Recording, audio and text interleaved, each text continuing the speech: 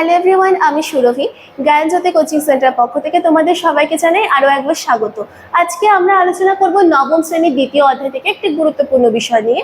দেখো আমাদের বিষয় কি আছে। ফরাসি বিজ্ঞানী ফুকো কিভাবে প্রমাণ করেছিলেন যে পৃথিবীর আবর্তন গতি রয়েছে, অর্থাৎ পৃথিবীর আবর্তন গতির সাপেক্ষে ফুকো যে পরীক্ষাটি করেছিলেন সে পরীক্ষাটি কিন্তু আজকে আমাদের আলোচনার বিষয়। তো দেখো কি আছে। 1851 সালে ফরাসি বিজ্ঞানী ফুকো প্যারিসের প্যান্থিয়ন গির্জার চূড়া থেকে প্রায় 67 মিটার দীর্ঘ তারের সাহায্যে একটি বড় লোহার বল দোলক হিসেবে কিন্তু ঝুলিয়ে দেয়।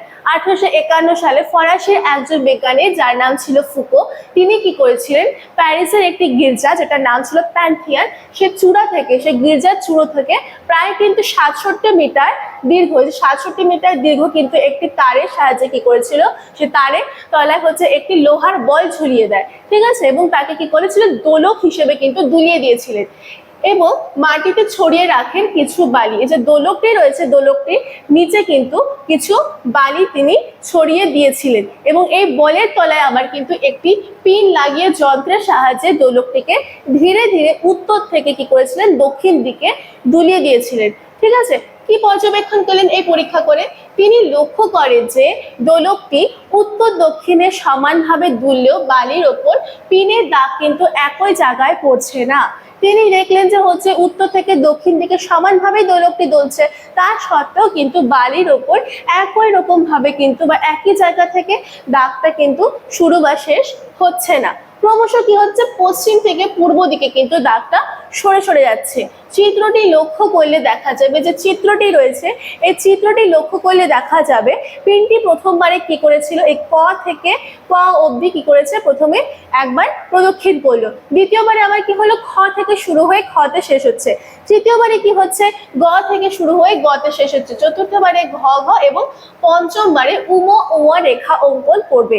এবং ঠিক 24 ঘন্টা পরে, অর্থাৎ 24 ঘন্টা পার হওয়ার পরে, একদিন পার হওয়ার পর আবার কি হবে, যে পুনরায় দোলকটি কি করেছে, ক ক স্থানে, অর্থাৎ যেখান থেকে শুরু হয়েছিল সেই স্থানে কিন্তু ফিরে আসবে। প্রতিটি রেখার প্রান্তভাগ যোগ করলে কিন্তু একটি উপবৃত্ত কিন্তু তৈরি হচ্ছে। তিনি যে পরীক্ষাটি করলেন এই দোলকের সাহায্যে, তিনি কি দেখতে পারলেন, যে তিনি যে দোলকটিকে ঝুলিয়ে দিয়েছিলেন, দোলকটা কিন্তু প্রথমে যেখান থেকে শুরু হয়েছিল সেখান থেকে কিন্তু পরপর শুরু হচ্ছে না, একেবারে 24 ঘন্টা পর কিন্তু আবার প্রথম স্থানে দোলকটি ফিরে আসছে। তো এই যে পরীক্ষাটা তিনি করলেন, এই পরীক্ষার ফলে যে তিনি কি সিদ্ধান্ত নিলেন, দেখো, দোলক গতির নিয়ম অনুসারে দোলন তলে কিন্তু কোনো পরিবর্তন হয় না। দোলক গতির যে নিয়ম রয়েছে সেটা যে তলের ওপর দোলকটা দুলছে সে তলে কিন্তু কোনো রকম পরিবর্তন হয় না, কিন্তু পৃথিবীর আবর্তন গতি রয়েছে জন্যই কি হলো, দোলকটি ক্রমশ কি হলো, পশ্চিম থেকে পূর্বে সরে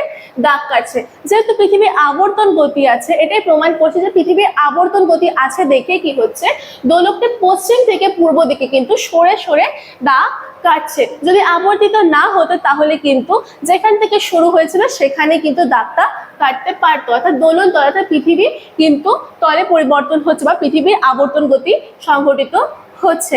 তো আশা করি আজকের আলোচনা তোমরা সবাই বুঝতে পেরেছো। সবশেষে একটি ছোট্ট ইনফরমেশন তোমাদের দিয়ে রাখছি। দেখো, তোমরা যারা ভাবছো আমাদের সাথে যুক্ত হবে, স্ক্রিনে দুটো নাম্বার দেওয়া আছে, যে কোনো একটি নাম্বারে কিন্তু তোমরা কল করে আমাদের সাথে যুক্ত হয়ে যেতে পারো। যে সুযোগগুলি পাচ্ছ, দেখো, নোটস পেয়ে যাচ্ছ, পিডিএফ পেয়ে যাচ্ছ, তোমাদের যদি কোনো ডাউট থেকে থাকে সেই ডাউটটা ক্লিয়ার করার সুযোগ পেয়ে যাচ্ছ, রেকর্ডেড ক্লাসে সাজেশনস পেয়ে যাচ্ছ, মক টেস্ট এবং লাইভ ক্লাসের সুবিধাও কিন্তু তোমরা আমাদের সাথে যুক্ত হয়ে যাওয়ার পর পেয়ে যাচ্ছ। তো আজকে আলোচনা কিন্তু এতটুকুই ছিল, দেখা হচ্ছে পরের ক্লাসে। Thank you.